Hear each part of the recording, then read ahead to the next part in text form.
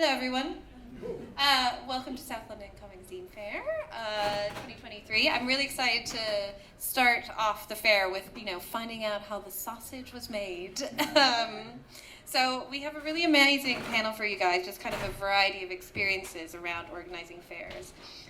I'm Nora Goldberg. I have helped out with comics events throughout my years, but you have some real superstars here today. So we're going to start off with Maraida Ferrado, who's an amazing comics maker herself. Everyone has tables here, so please go and chat to them afterwards. So she's based in Bristol. She's a co-founder and organizer of Zinezilla, which originally was established for the University of West England students, and then kind of expanded out later on. So you can see some really cool photos of the fair. And she is one of the Broken Frontiers previous 6 to watch for, and she just did her degree show for UWE. So congratulations. Lots of academics here today as well, a lot of graduates. I think Joe, you maybe need to... Then we have Joe Stone, who runs the comics group Whip Comics for the last 6 years, and some of you will find some flyers. They're running a Kickstarter for their latest anthology. He's a designer, artist, writer, and self-publishes his own work. And so Hackney Comic and Zine Fair, which was established in 2019, it was a one-day in-person event similar to this. And then also in 2021, in the midst of COVID, did this amazing monstrosity, his words not mine, of an online in-person fair. Let's see some of the pictures. And then Chloe Green, I'm pretty sure a lot of you know about Thought Bubble, and she's the festival director, amazing, organizational super queen, these superpowers that she has. I do not know how she does it, and originally volunteered at the fair, which is obviously such a great way to get experience and sort of how we organize it, and then eventually started working there, and now has risen to the top of the food chain. And she already also is here selling her debut comics work, and just finished her degree, her master's in illustration with graphic novel focus. And I think all of you know the amazingness of seeing a Thought Bubble fair. And then Gareth Brooks, our founding father. He organized South London Comic and Zine Fair in 2017 to 2018. And he has 3 graphic novels which you can get. And the most recent was The Dancing Plague from Self-Made Hero. And then the last 3 years, he's been working on his comics studies PhD at UAL. And he also worked at fairs like Alternative Press. I don't know if anyone remembers that one. So just through the decades, understands the London comic scene really well. So we're going to go through and kind of talk about the process of coming up with the ideas of having a comic fair and how they're set up. So I wanted to ask you guys, do you remember the first comics fair you went to? And do you remember what you liked about it and thought, oh, I love this, but I would also like it to have this? Who wants to? Sure. I think the first comic fair I ever went to was the East London Comic Art Festival, which was no longer happens, unfortunately. There was over in Clapton, kind of Hackney area. And I remember really, really liking it. I probably spent far more money than I should have done. I remember getting out £100 in cash, and then spending that within the first hour, then going to a cash point and bringing more back. But I think one of the things I definitely thought about was that it wasn't purely comics focused. It was comics and arts, which was great. And there's lots of prints and amazing posters and artwork. But I make comics myself, and I was always very focused on wanting to get comics and zines. And I kind of there's the first one I experienced that where every subsequent year as well, I kind of felt like comics got pushed a little bit more to the side in favor of the prints, which probably sold much better and are much cheaper to produce, and also take less time because you've got to draw one picture as opposed to several hundred, I guess.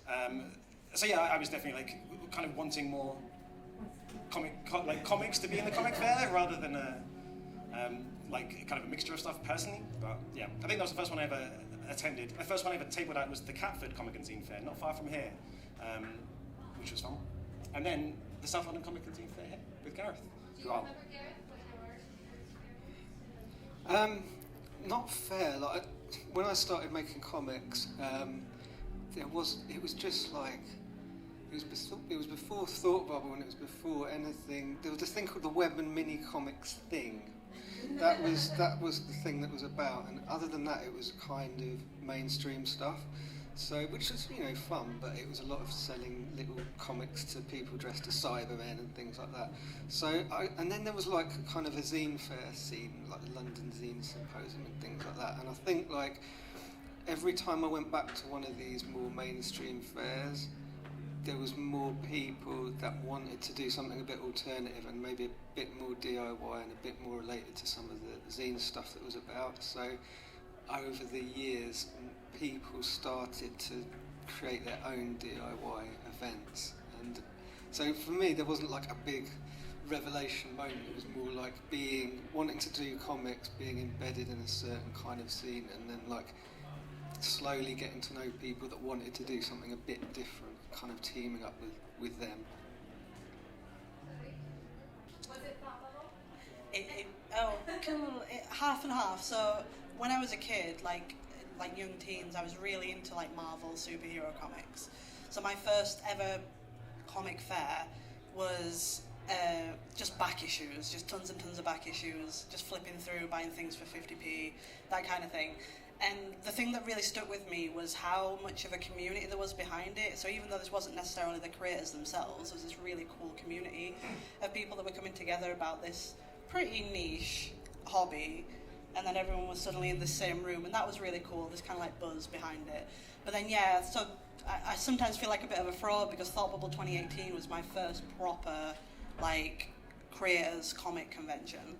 And it honestly just blew me away, because I've always been I've always drawn, and I've always loved art, and I've always been like I used to screen print and stuff like that. But then seeing all these people and being like, oh my god, people can make money from this, people can like sell their own stuff by themselves, like the DIY side of it has always like massively appealed to me.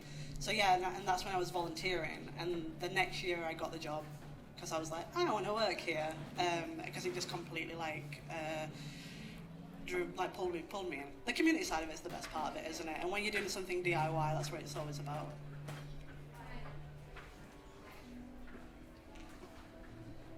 Mine links quite nicely to Joe, because my first comic and zine fair was Catford 2017, and I met Joe, and I didn't even know these kind of things existed.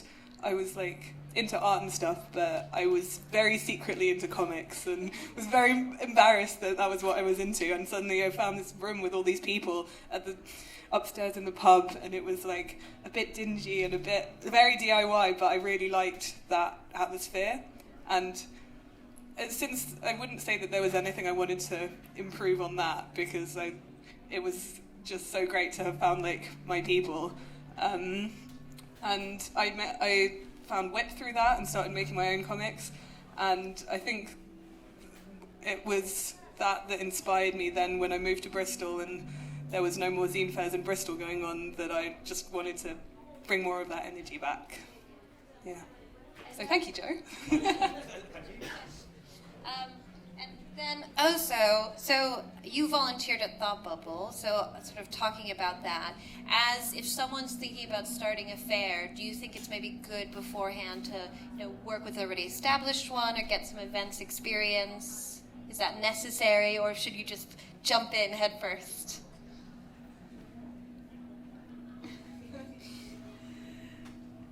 Again, I'm going to go a total middle of the road with that, because having the experience and stuff is great, and volunteering at a convention is a great way to get to know people and see how things run.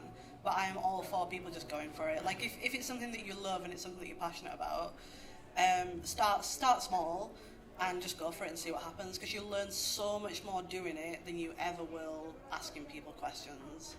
And yeah, if it's don't go into it thinking, this is a really cool way to make money. If you go into it in any other way, just of like a pure love of wanting to get other people to see comics or zines or illustration or whatever, just go for it, yeah.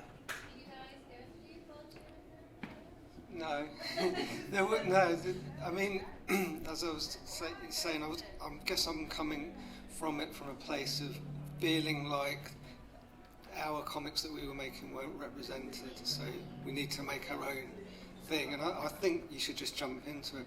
And I think that's the best reason for doing a comics fair, to be like, well, you know, this stuff's cool, but there's something that's missing here that we want to do. And one thing I worry about a bit is that some of the events that go on are a bit too professional, they're a bit too amazing, and you kind of go to them and you think, I could never do anything like this. I'm all for the kind of crap zine fair that's like badly organised, DIY, you know. And you know, you can do a comic fair in your front room if you want. You can do it in the upstairs of a pub, library, anything. Go in, reinvent it, make mistakes, and just have fun. Like, I think that's really important. I mean, I would say I personally found it really useful having tabled out other comic fairs of a kind of like similar level as well. I think like just kind of like seeing how it works a little bit behind the scenes, but without any of the responsibility. It was like really, really good. And I remember talking to Gareth after the last one that you organised here, like 2018, and we were like chatting in the pub and me like saying like, this is fantastic, you did such a great job, and you being like, anyone could do this. Which is kind of what inspired me to then to like do my own as well. But like I think like talking to people who have done it before is really useful. Just kind of get some insight into like the way it does work, and if you can table at events, or at the very least like attending things. I definitely wouldn't recommend anyone who's never been to a comic fair before like starting one. But maybe that's exactly what like the scene needs, is like someone who's going to have like entirely fresh eyes and like no expectations of how it works. Maybe they'll do the most amazing thing. But I think there's like kind of knowing your community, like finding an audience is obviously like really hard things. Like knowing the sort of people to expect coming in, I think is like really useful, and the best way to learn that is just by attending the events yourself before you start doing it. I mean, yeah, definitely. I've done quite a few zine fairs myself, and talking to people who'd already done it, talking to people like Joe, was really helpful. But I think I kind of started it out of desperation because I moved to Bristol when it was COVID, so there was really nothing going on, and I just really wanted a zine fair to go to. So in the end, we were like, let's just do it ourselves. And I definitely think running it the second year was harder because I knew what to expect. Whereas the first year, we really just went into it blind, full of energy. And, you know, I think that kind of grassroots, do-it-yourself attitude really showed. And then the second year, yeah, we were like, oh God, no, we have to think about all these things beforehand. We can't just do it on the fly again. But, yeah. So you've had your idea for a fair. Now let's talk about money. So raise your hand if you self-financed your fair.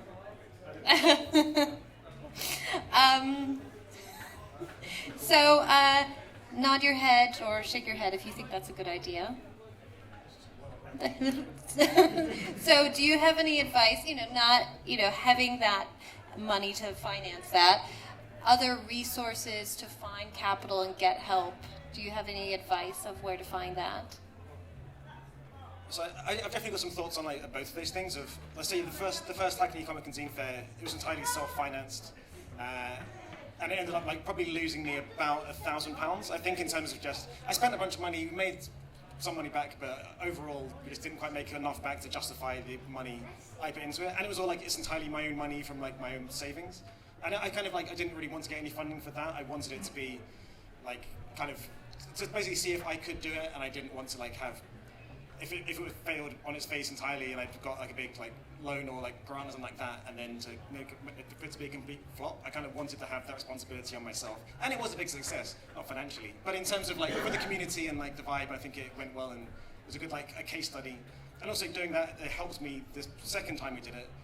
That's when I got funding from the Arts Council, and having already done it once before, and having the kind of the numbers and the amount of people who showed up to it really helped to build a case to get funding. So yeah, there was a benefit to like self-funding the first one, even though it ended up being quite expensive. And yeah, then the second year we did get Arts Council funding, which was great in many ways, but also it kind of becomes a burden. But like you have to spend that money. You can't just like take the money and then it's like, you've got it now, do what you want. You have to like, it created like massive amounts more work in terms of all the paperwork and kind of keeping track of everything, and having to spend that money and constantly having to come up with more ideas because we realized we had money left over. Like we have to give this to someone. We can't just keep it ourselves. So having to then get more talks happening and added to hence the monstrosity it became of just like we kept adding to it and adding to it and adding to it. So yeah, it was kind of like a rod for my own back in some ways, but obviously it helped make it happen. It wouldn't have been possible at all without, I wouldn't have been able to self-finance that one because it would have been too expensive. But yeah, so those are my thoughts. There's pros and cons to both like kind of ways of getting grants or doing it yourself, I think.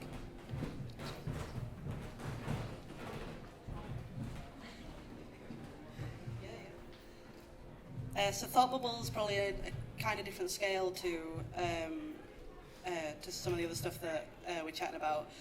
But Thought Bubble is non-profit, and we do it on the basis where all our table sales and ticket sales fund the convention itself. And we are super lucky to have a couple of sponsors, even though a bunch of them have shot themselves in the foot recently, which has been fun. And the kind of our sponsors are what do all the like embellishing around the convention. So the very basics of getting exhibitors there, getting people through the door, funding the venue and all that other stuff. Everything else is is funded by sponsors, which is really, really nice, because if it doesn't happen, it's not the end of the world. We've still got a really cool event. So it's not we're not hinged on that. So finding other funding is obviously real, real nice. Going to other comic shops is really good. Arts Council is good, but it is a lot of work if you have that extra time. So yeah, again, 50-50, do whatever works for you, but if you can think about being a break-even is nice. Yeah, because even charging a couple of quid on the door really helps. But yeah, again, whatever works. I know we comic creators love grinding themselves into the ground anyway, so working for free is fun, right? So my approach has always been, how much does the venue cost? If it's 400 quid and you can get 40 exhibitors, then it's a tenner a table, and it's that simple. Maybe you charge them an extra couple of quid so you can get flyers printed, but you don't make any money. The hope is that somebody will come along and go, that was great, I'm going to do my one, I'm going to invite you because you put on this comic fair and you can sell a few bits. But I just think it's simple. It's just like, how many tables can I get in here?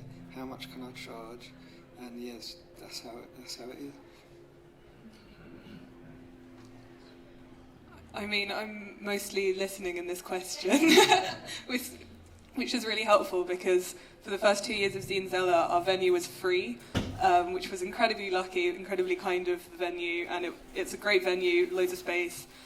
So we really did run it on zero budget. The first year our tables even were free because we were all poor students and we didn't see a need to charge people. But yeah, with life getting more expensive, I'm also going to be looking into funding options and ways to run it. Also, we'd like to have like a workshop every year where people can kind of learn to make zines themselves, because that's where I made my first ever zine, just at a random workshop and exhibition. And it's nice to be able to give that back, and it would also be nice to be able to pay those people for their time. So I think, yeah, running it on zero budget is maybe not sustainable forever. But I mean, one thing I would say about like the Arts Council route as well and getting funding was that it meant I was able to pay myself, and Nora said that Nora helps out with like some of the like events as well as part of the second Hackney Fair, very usefully. But yeah, we were actually able to pay ourselves some money, whereas obviously the first one I did the opposite. I gave all my money away, and I think it's a lot of work, which I'm sure we'll get to in a little bit in this talk. But yeah, so that was the benefit of it. So you guys, Gareth and Ryder, you touched on this. So finding a venue, obviously you need a space. Where do you recommend starting? How do you handle the negotiation process? How does, because sometimes it does end up falling through, so having backups. So what is your process when you start thinking about that? How did you find your free space?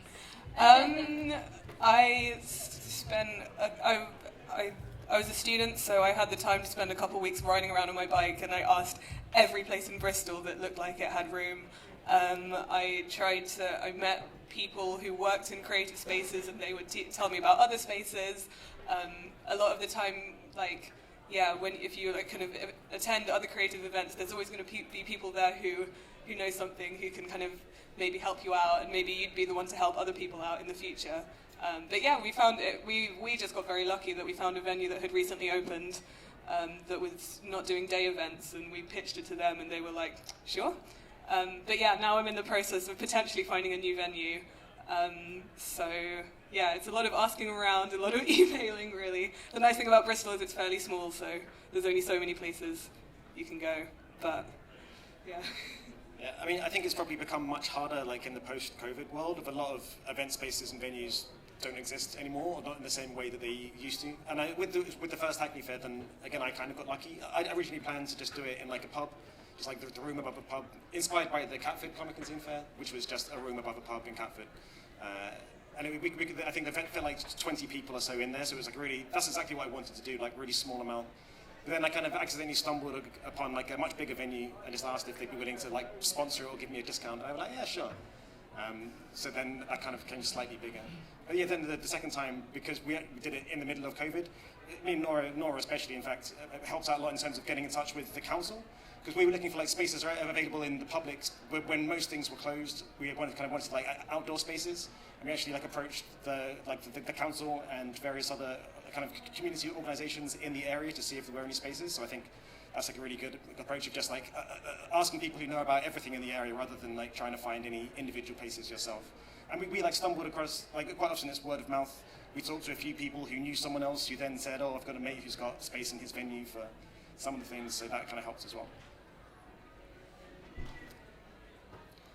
So back in the late noughties, when I was with the alternative press, we had Jimmy Gherkin, who could convince anyone to do anything.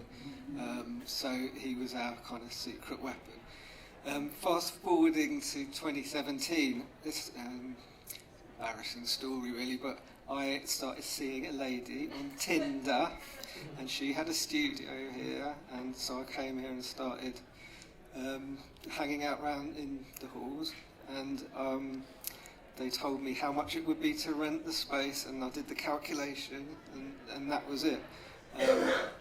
So that's how this.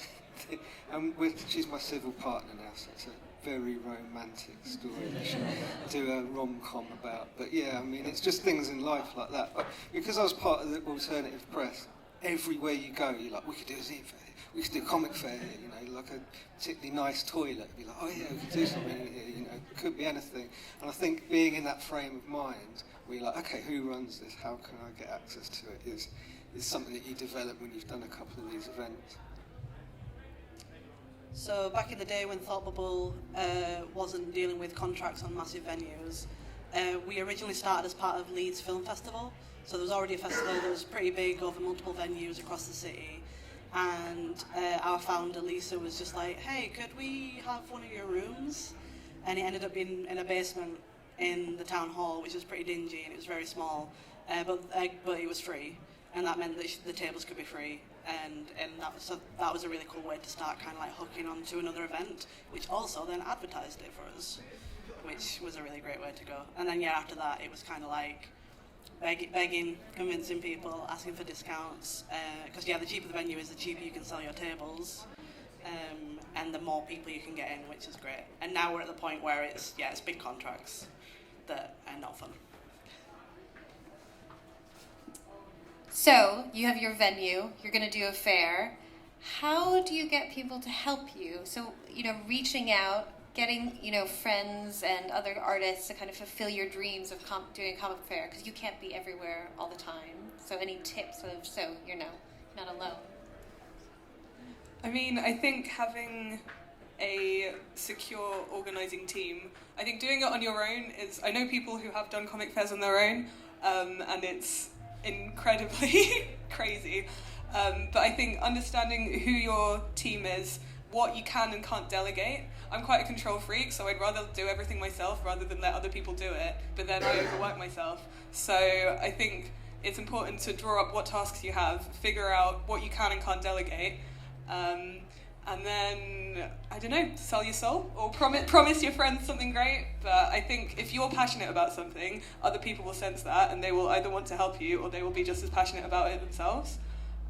So my co-organizer and I, we do most of the work ourselves, but we get so kind of consumed with Zinezilla fever when it comes around to it that our friends get so sick of hearing about it that they help us in the end. I'm not sure if that's a good method to go down though. So yeah, when Ryder was talking about like the crazy people who do it on their own, that was very much me. So like the first Hackney one that I just did literally every single thing myself, kind of like out of being a massive control freak, and also kind of, like I said, it was such an experiment. I didn't really know what I was doing, and so I didn't even know how to begin delegating things, or I didn't know what the tasks were going to be until I did them.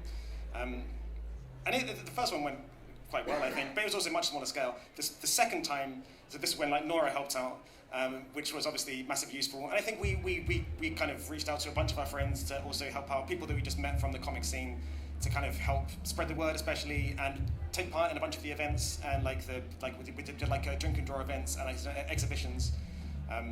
So yeah, that was good. But even that one still, that was all like the in-person events. That was the one that was like half online, half in person. And I kind of took the burden, again, control freak idiot, of like every single thing for the online part of it. So the actual like comic fair, people tabling. I think I see a few people who exhibited in the audience maybe. But yeah, that was stupid of me. I definitely recommend getting some help as much as possible, and like if you can like actually organize it with some other people, like the guys who do it here, there's a team of 3 of them together. I think that's a much better idea than just doing it on your own in hindsight. Yeah, I learned my lesson, I promise. So I did when I ran South London Comic and Zine Fair, I did do it on my own, and I just thought I'll just get all the tables out and do it myself. But when I turned up on the morning, there was already people here to help me. Sean Azzopardi came from Hull and managed to get there before me, and I only live around the corner. Steve Walsh came and said, "Can I run the communal table, please?" I was like, "Yes, you can." So that was really sweet of him. And these young people called King Louis Lab, they were there waiting on the doorstep, and they were like more into it than I was. They were just like, so yeah, I just think the energy that you bring to it can be infectious if you make it look like fun, and people want to help you, hopefully. Yeah, so that's what happened. Yeah, again, at the moment, Thought Bubble's probably on a different scale, where we do have a bunch of volunteers that are all excellent, and that makes us feel super blessed. And I think they do it because they just love comics. They love it. Like, a lot of them are comic creators themselves, or they're illustrators, or they're wanting to get into that scene. But I'm super lucky that it's my full-time job. So Thought Bubble starts planning the next convention before the current convention's finished, because it's large. But there is only 3 of us, so it is a lot of heavy lifting. Yeah, moving tables. My God. So yeah, feel like we're kind of like a different level, where we're super blessed to be getting paid for it all the time.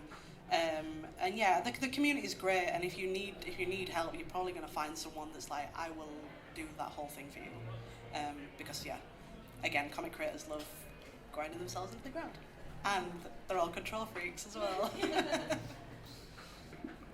So then, as I've seen a bit of the behind the scenes of this, it's interesting because I think everyone has a little bit of a different style for this. So how do you handle the process of accepting declining applicants for the fairs?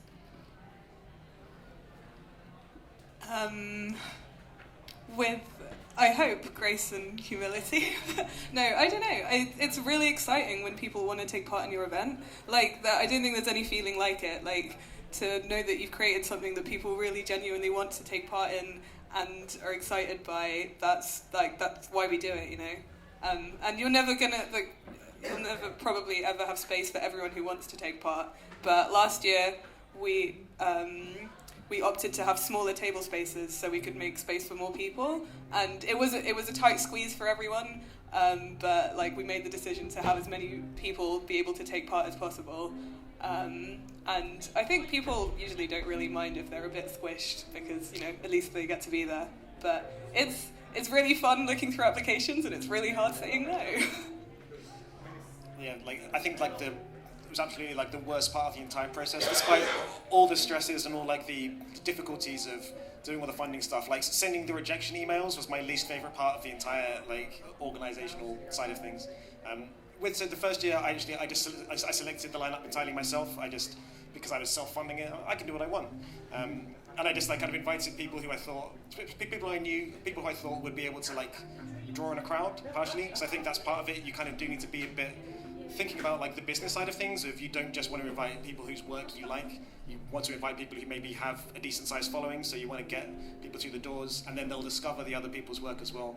And I also wanted to give some opportunities to people who I'd like seen their work but they hadn't really tabled before. I was very keen to kind of give like the first table for a bunch of people who showed up on that time. And the second year when we had 90 people, and that was entirely open to applications. I didn't curate that one at all.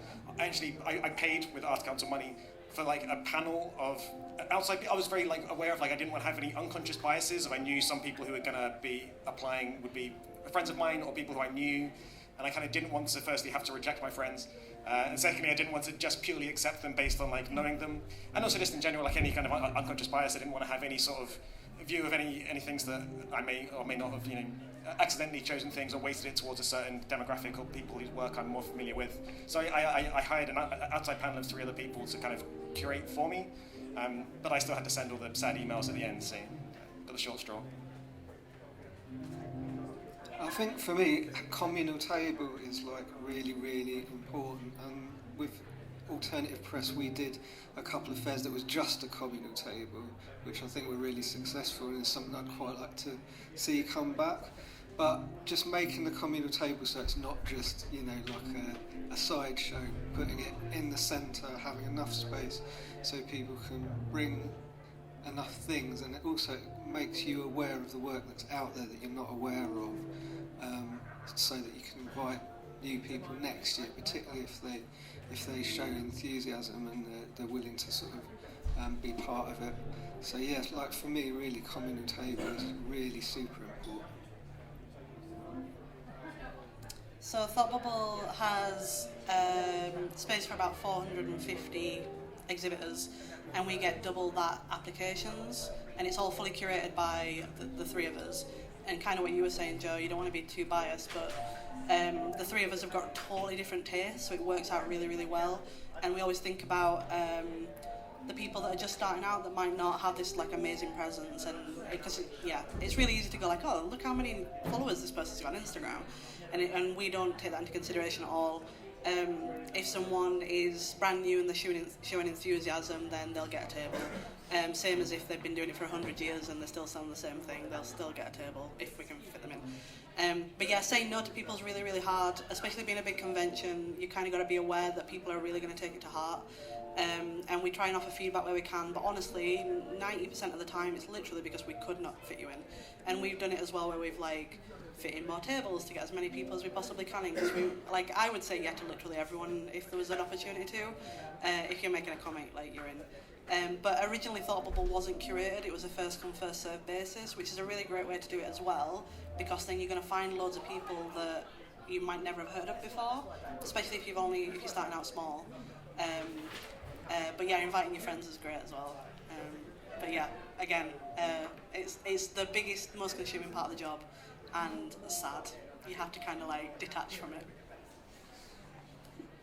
So you have all your exhibitors, you have your fair coming up, publicity, which is obviously very important, a lot of it's word of mouth, friends. Could you name an unexpected resource or place that you found is really great to publicize your fair, or just comics in general?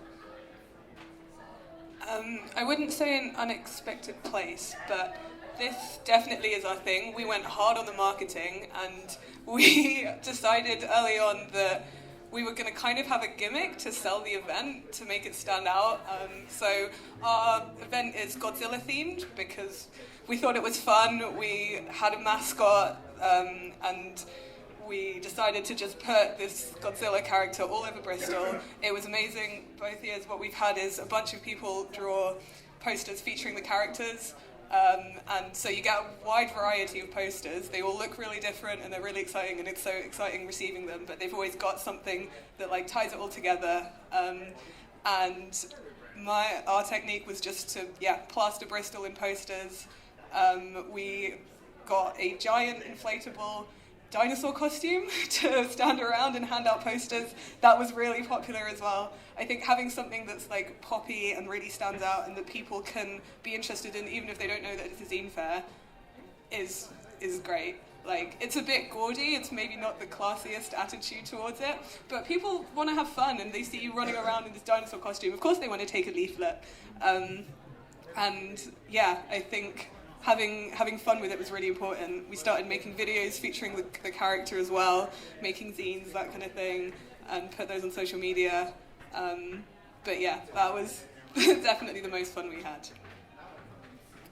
Yeah, for me then I think I put like a lot of time into like social media stuff, which I imagine we all do. That was also probably the most time-consuming part of the entire thing. But I think we probably got, the first year especially, when it was the in-person, and the second year like for the in-person events, I guess.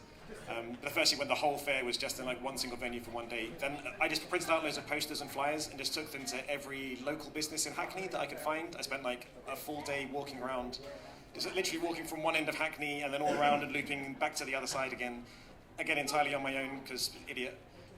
Got quite severely sunburnt as well. I probably should have worn some sunscreen or a hat.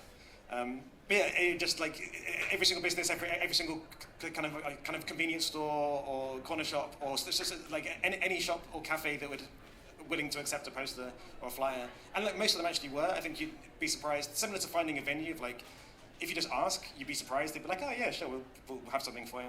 And like everyone accepted it. And I think that was one of my like the proudest like things I did with that fair, was like drawing people who maybe weren't like the normal comic fair audience, because I think there's a lot of people who will always come to any comic event in London or any other town.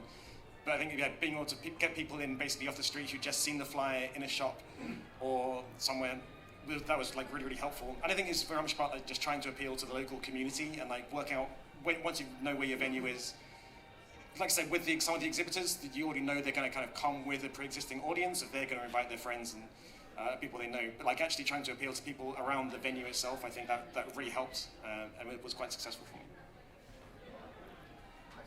Yeah, I totally agree with what you just said, Joe. Like the too many fairs don't really bother promoting it in the local area and around the community spaces in the area. To add to that, I suppose, I think one of the more surprising ones for me is kids. Like, there can be like an afterthought at a lot of fairs. I went to one fair, it was a bit sad recently, where there's a lot of, it was like comics fair, and there's loads of little kids coming there, their Spider-Man pyjamas, and they're walking around all disappointed because it was like, kind of more graphic novel-y type scene. But like, they'll just take over the space and go and do something like off there. And I remember last year at this, there was a couple of gangs of kids just going, we're a collective, and making their own little comics and things like that in the gallery space. And I think like that's quite, I don't know how they'd heard about it, but I think schools and teachers are quite into, kind of making like little comics and things like that in their classrooms now. So getting kids involved is really important. I don't have anything particularly groundbreaking. I think it's really easy to kind of rely solely on social media, and yeah, getting flyers out and posters out to places close by, local comic shops, art unis, art colleges is a really great way as well. And yeah, advertising that it's family friendly is a really, really great way as well, because then like everyone can come and kids are fun. Yeah, nothing particularly groundbreaking. The big thing that we do is we commission an artist every year to do our poster, and that in itself becomes kind of like a really great, I don't want to say marketing tool because it sounds really gross, but something that's really eye-catching and really iconic. And so when we do make posters, they're beautiful. I really loved the Hackney posters as well, that were just like neon. So yeah, doing something eye-catching, getting stuff in windows of shops, getting flyers out is, yeah, don't forget about the actual print. So you're at your fair. What is something really important to get right for you and the exhibitors in sort of the day of, to keeping everyone happy? So things that maybe you don't think about or realize, making sure people have water and stuff like that during the day. I think having someone on the door to greet all the exhibitors and to kind of show them where their table is, and then like regular check-ins. I feel like every zine fair I've done has been very, you feel very looked after, and I think just making sure that people know where to ask questions if they have questions. Also really good signage just to point out where the toilets are and where maybe workshops are or other things. Making sure people know where to go if they need anything. And also snacks. We always buy a big pack of crisps to hand out to everyone as a little pick-me-up halfway through the day.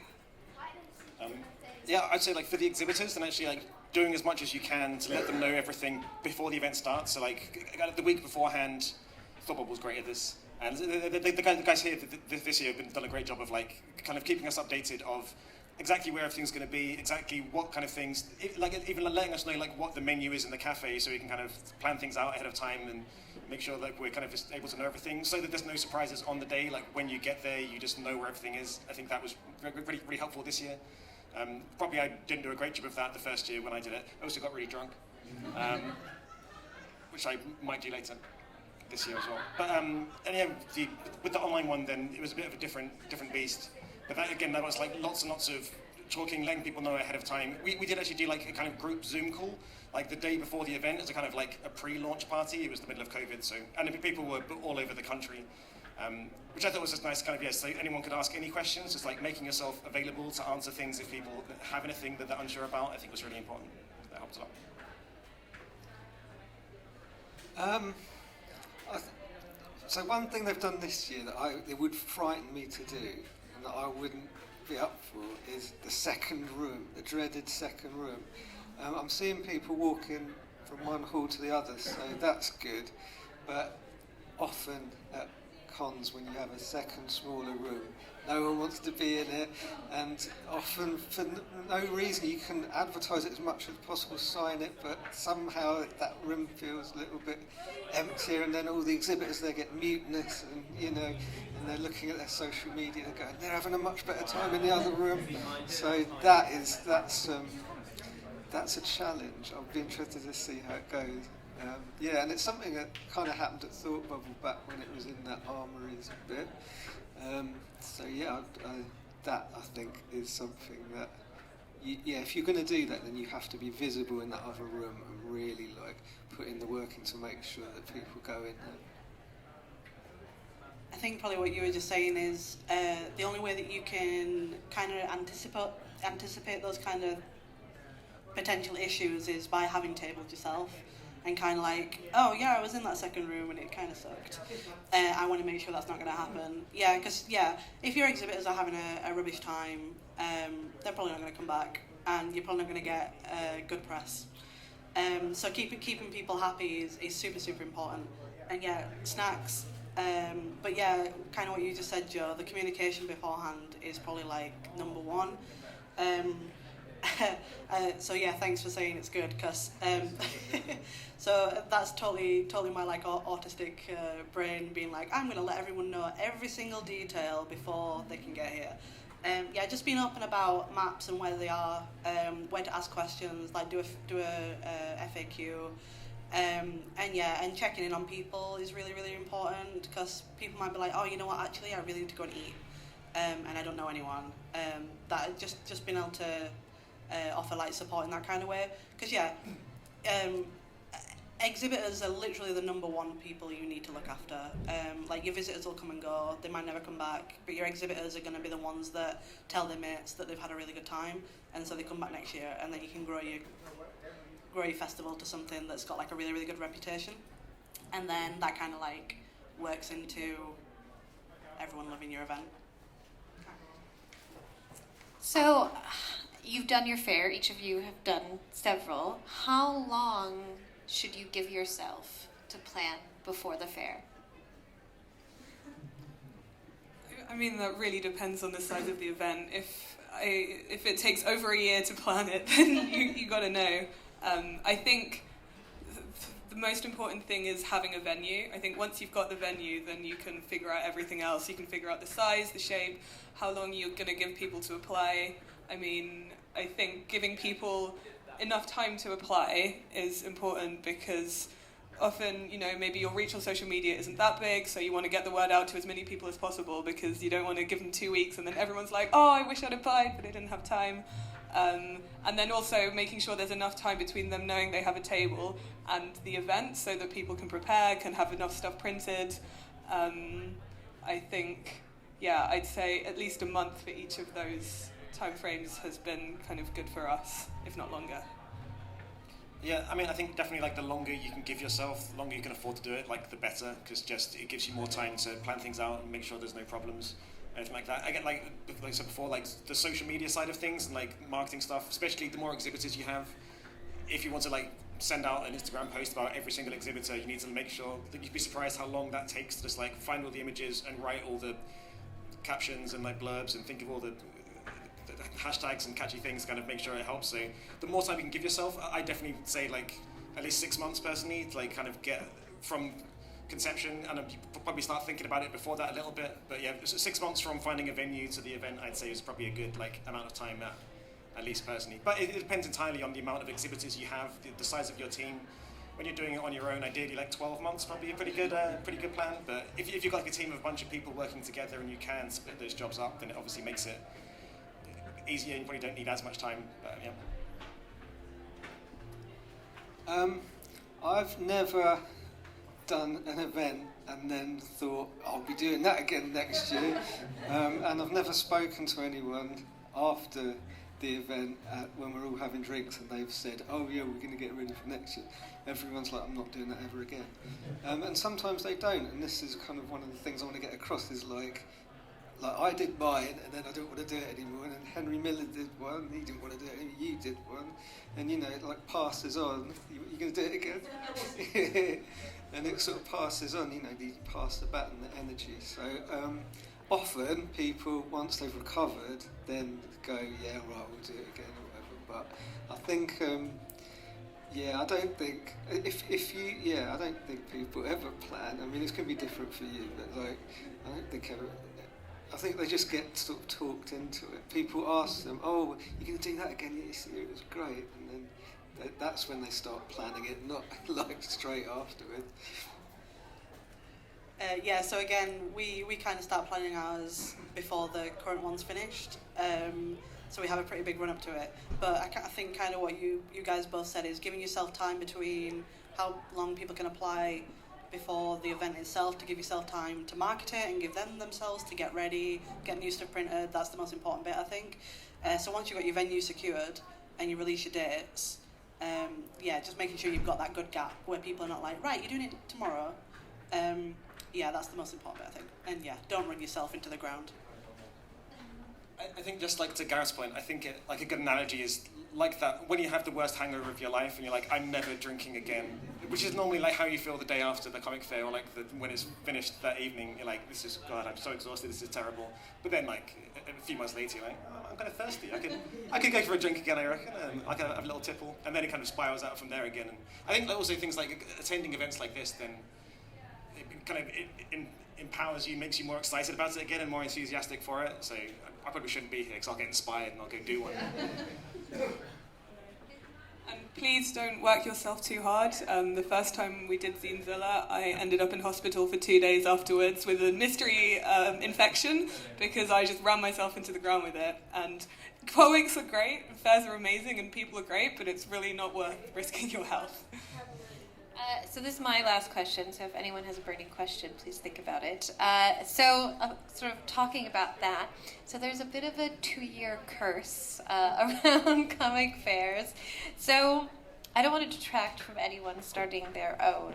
So could you give any advice to prevent that type of burnout from doing fairs, that, kind of keeping it within your means? I think after you've done it once or twice, you really know what tasks need to be done. So I think, the first time you do a fair, you'll never fully have a grasp of everything that, needs to be done. But speaking to people, having tabled yourself, and then figuring out the tasks, figuring out a timescale, It sounds very fancy, but I write myself a production schedule, which basically just means I know what things should be done by which time. And yeah, just having it all in front of you, broken down into tasks, makes it much easier than just being like, I'm putting on a zine fair. But breaking it down into all the tiny things, sending out this email, write a handbook, organize tables, all those little things. The smaller the tasks, the more manageable everything seems. Yeah, I think there's probably a temptation, that was in my case, after the first year was successful enough to then go bigger the next year, and this was good, but how can I improve it? How can I make it even bigger? Is it more exhibitors? Is it more like a bigger venue, etc., etc.? And I would kind of say, don't do that, because I think actually doing it well is better than doing something bigger.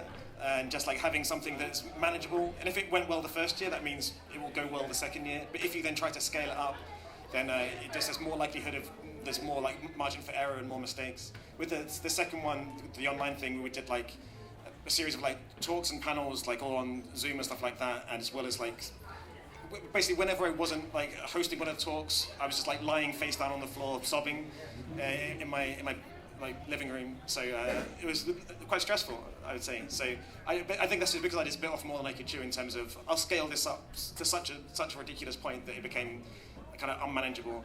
So yeah, if I was to do it again, which I'm not committing to, but if I was to do another event anywhere, then I would just try to go backwards in terms of the scale of the amount of people, just kind of realize what is manageable and don't try to exceed what you can already do. Given all the things that we've been talking about, I actually don't think there's anything wrong with a 2-year curse. I think it's kind of quite healthy in a way. I find that when you do something more than once, twice or 3 times, people start taking it for granted a bit, and they're almost a bit horrified that this isn't just a natural part of nature now, like the sun and the moon. And things it's kind of it's not happening. It's no, it's someone else's turn to step up now. I've done my bit. I've got other things that I want to do with my life.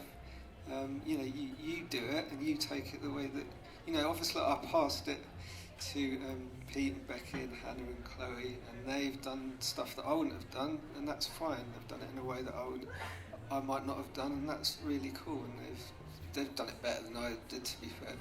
But, it's that's how it grows and develops. And I would never want to be an authority or an arbiter of I choose who's going to have space and a voice in the comic scene. It's I think just keep passing it on. 2-year curses are good thing. I think I kind of agree, because if you are running a DIY event, the big thing behind it is your passion, and if your passion kind of dies down, maybe it is time to kind of pass it on, or at least step back for a little bit. I also agree with you again, Joe. You can be really, really tempted to be let's make it bigger. But if it went well, and kind of go with that and kind of incrementally make things better. If we talk about this 2-year curse with Thought Bubble, so when I started in 2019, the next year was the pandemic, so yeah, that was fun. So yeah, I think the big thing, if your passion's still there, keep doing it. If it's not, pass it on, because there will be other people that'll want to do it if you've made something that has gone well. Yeah. Does anyone have a burning question? Yes, please. Thank you. I'm in the early stages of organising a zine fair, and I think the bit that is really terrifying is how do you select applicants? And I was just wondering, how do you make that easy for yourself? Do you build in criteria and kind of have a checklist, or do you just kind of go for it? And I guess for Joe specifically, we're currently weighing up whether we do an open call or just reach out to people and curate it itself. So what was kind of your experience with trying both? That's a good question. I mean, I think the positive side of opening it up to people was that I discovered loads of artists who I'd never heard of before. I think it's very easy, especially when you're based in London, a particular location, or up in Yorkshire or Leeds or anywhere.